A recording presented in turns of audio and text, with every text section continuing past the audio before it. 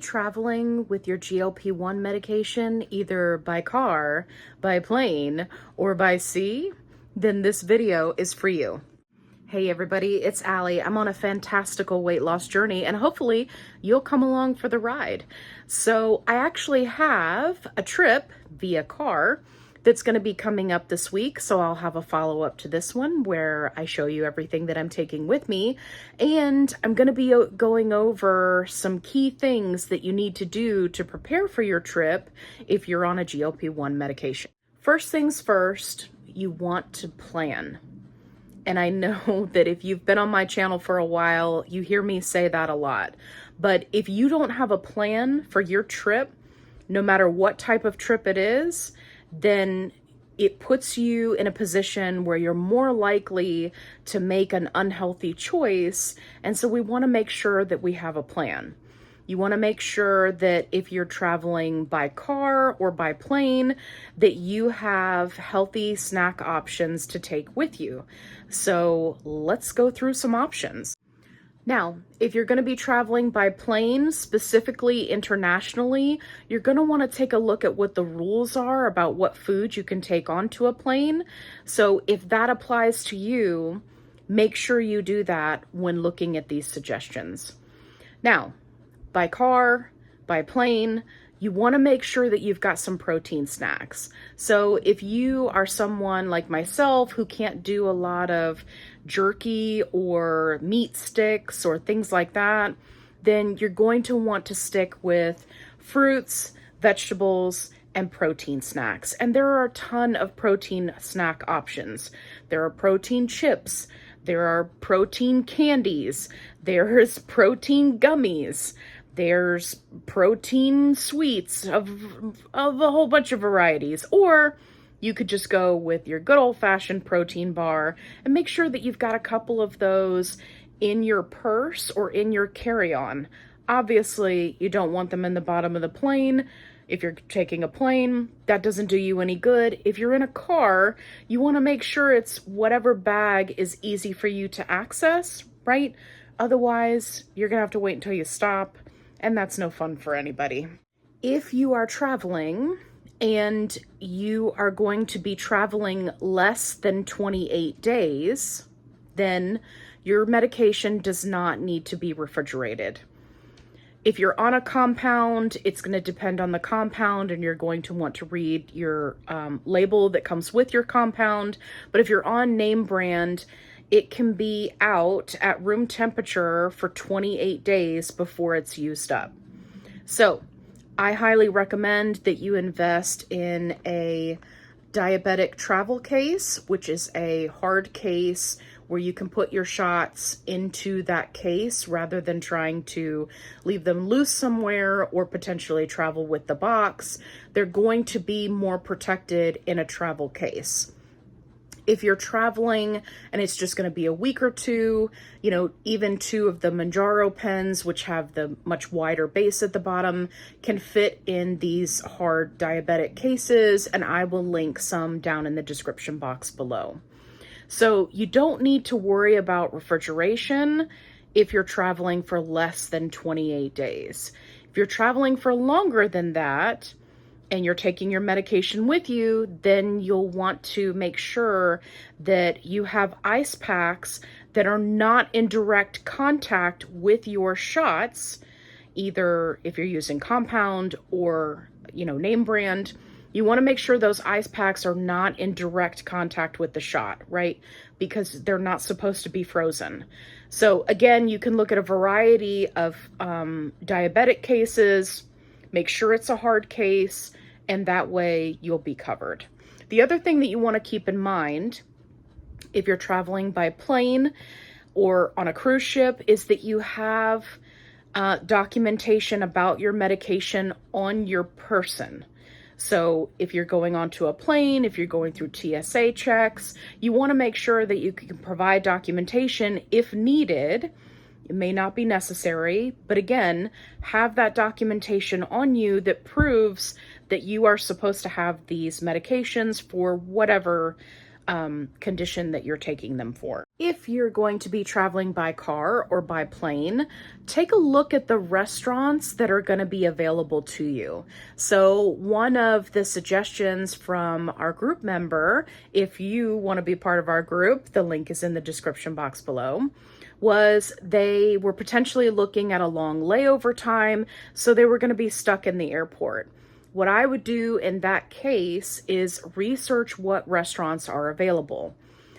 In most cases, you will find that there are like actual restaurants inside of the airport. You're going to want to make yourself aware of where those are in relation to your gate or your check-in area.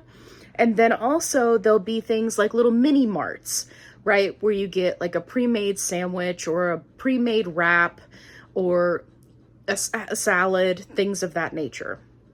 And what I highly recommend that you do is have your snacks, right, on your person. And then if you need to go to one of those mini marts, make the best choice that you can.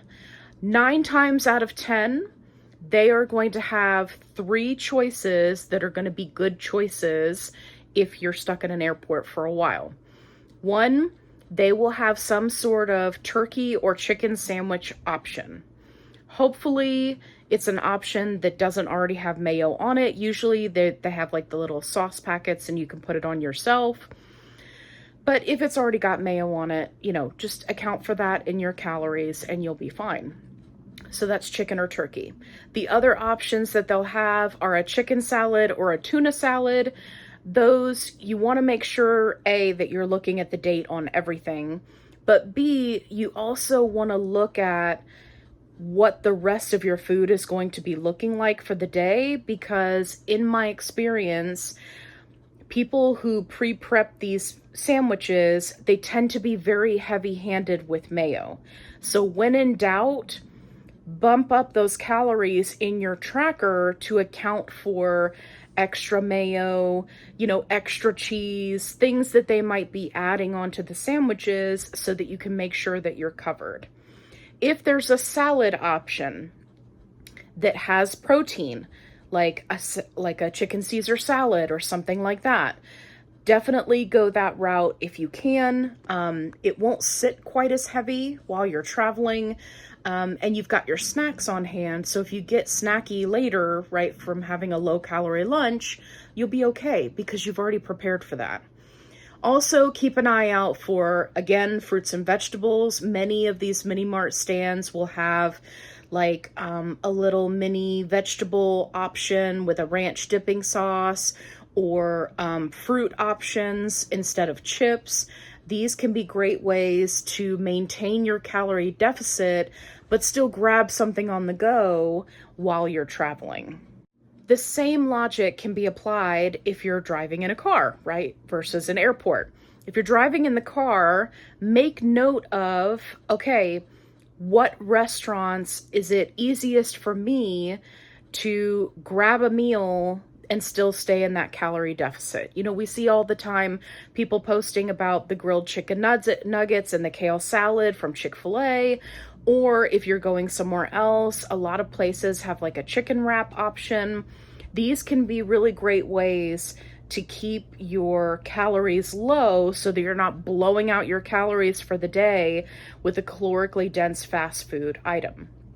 The other thing you can do is, I saw a video the other day where a lady posted that she was in a pickle and she needed something to eat, and the only thing that was available was Arby's. And so what she did was she got an Arby's sandwich, but then didn't eat the bread. So if you are also in a pickle or you happen to be diabetic and you're looking to both save those calories so that you're still in your calorie deficit for the day while traveling, but also get in some protein, right? So you're not ravenously hungry, then that could be a good option for you. And you can apply that logic to many fast food places, right? You can do that at McDonald's. I know McDonald's has a lot of sugar in their buns. The other thing you can do that has been a huge help to me is take a pack of low carb tortillas.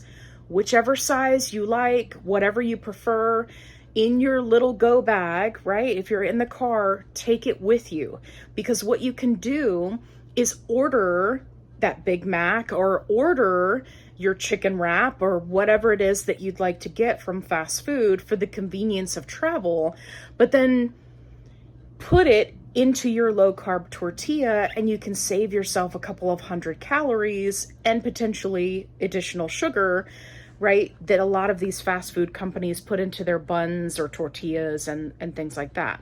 So planning ahead is really going to be a great tool for you to utilize to make sure that you're staying on your calorie deficit and making healthy choices while you travel. If you can find some place like a sub shop or something like that, most of them are doing sub in a tub type things where you can just get, you know, the lettuce, the toppings, protein of your choice, right? And completely omit the bread altogether. Or you can account for whatever sandwich or sub it is that you would like to get if you're looking for something potentially less messy in the car, especially if you're the one driving. You can opt for doing a 6-inch sub rather than, you know, a whole sub. And you can account for your calories that way. Make smart protein choices, right? For example, turkey, chicken, tuna, those are going to be much lower in fat than, say, an Italian sub that's got pepperoni, salami. All of those things are going to sit very heavy, especially if you're on a GLP1 medication and you don't want to feel yucky if that's not something that you normally eat, and then you eat it and you're in the car. Don't forget to take your over-the-counter medications with you. Plan for the worst case scenario. So if you are taking digestive enzymes, if you're taking, you know, a Gas-X, if you're taking nausea tablets, whatever the case may be, make sure that you have more than enough of those medications on hand. You can get like little travel pill containers. I can list some down in the description box below.